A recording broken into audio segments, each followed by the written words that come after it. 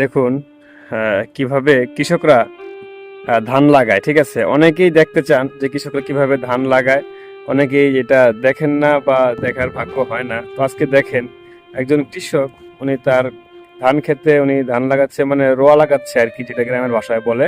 উনি রোয়া লাগাচ্ছে, এগুলি আস্তে আস্তে বড় হবে, বড় হওয়ার পরে এগুলি ধান হবে। ঠিক আছে, ধানের থেকে পরে চাল হবে। তো দেখতে পারতেছেন কিভাবে একজন কৃষক উনি তার খেতে রোয়া লাগাচ্ছে।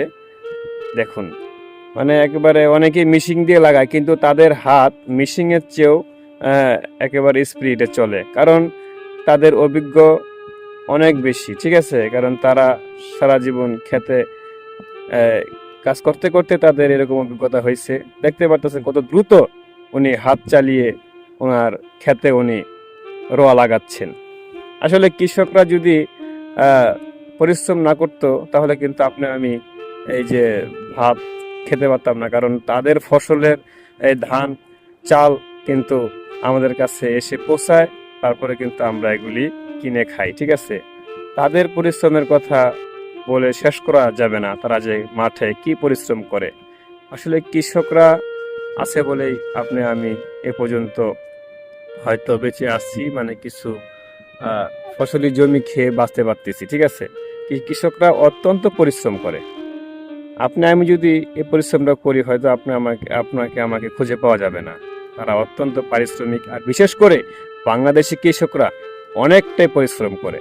বাংলাদেশের যারা কৃষক আছে তাদের মতন এই পরিশ্রম করার কৃষক কিন্তু সারা বিশ্বে আর কোথাও নেই, শুধু বাংলাদেশেই দেখা যায়। ঠিক আছে, তো দেখতেই পারতেছেন কত সুন্দর করে গুছিয়ে গুছিয়ে উনি রোয়া লাগাচ্ছেন। মাশাল্লাহ, দারুণ। তো কিন্তু আরেকটা দুঃখের বিষয়, কারণ এখন কিন্তু পানি কিন্তু বাড়তে শুরু করেছে। ইন্ডিয়া বাঁধ খুলে দেওয়ার কারণে কিন্তু পানি কিন্তু আস্তে আস্তে বিপদ সীমার উপর দিয়ে চলে আসতেছে। আমার এখানে দেখতে পারতেছেন একটি গাং আছে, একটি খাল। আর যদি এই মনে করেন যে 4-5 ইঞ্চি পানি বেড়ে যায়, তাহলে কিন্তু এই ক্ষেতগুলি তলিয়ে যাবে।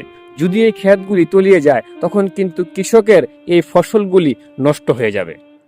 তাহলে দেখেন, তারপরও তারা অনেকটা রিস্ক নিয়ে তারা এই ক্ষেতগুলিকে লাগাচ্ছেন। ঠিক আছে, কারণ আর একটু পানি বাড়লেই এই যে ক্ষেতগুলি সব তলিয়ে তাদের এই ফসলি জমি সব নষ্ট হয়ে যাবে। তাহলে দেখেন ইন্ডিয়া কত বড় মানে ক্ষতি করতেছে আমাদের। ঠিক আছে, এখন ধান লাগানোর সময়, কৃষকরা ধান লাগাবে, আস্তে আস্তে ধান বড় হবে এবং ধান ঘরে নিয়ে গোলাতে ধান উঠাবে। ঠিক আছে, তো এই সময় যদি এই ক্ষেতগুলি নষ্ট হয়ে যায়, তাহলে কৃষকের মানে মাথায় হাত দেওয়া ছাড়া আর কোনো উপায় থাকবে না। ঠিক আছে, তো দোয়া করবেন কৃষক ভাইদের জন্য।